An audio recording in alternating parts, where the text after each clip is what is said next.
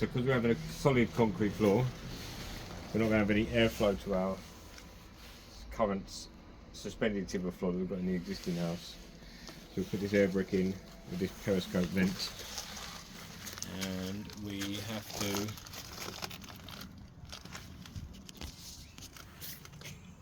That's terrible filming. Good footage, that. Yeah, there it is. Perfect.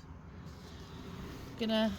And then we're going to have to put some sort of ducting or some sort of pipe work over to this vent, which is supposed to maintain airflow, but the bricklayer said it, and you can just tell by looking at it, you're not going to get any airflow through that. But What we're gonna do?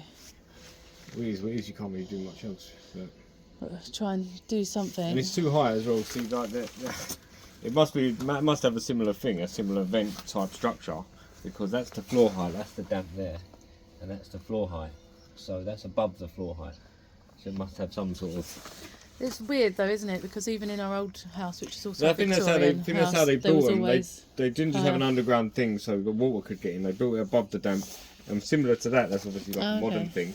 They would have made some sort of design or whatever how they've done it to keep the airflow moving. So it comes in above the floor, but it moves underneath. Okay, yeah, that makes more sense because if it was below, it would just get water running in it, wouldn't it? We always wondered that with the old house. So, but I don't know how that's going to work because that damp. This is like the level of the floor, so that's always going to be above the floor. So this isn't going to achieve anything because it's above. But it's got to be done. Well, we're going to have to work out another way. Inspector asked for it, so you put it in and. And any suggestions on how we can actually get some airflow under that wooden floor would be great because we don't like mouldy floors, do we?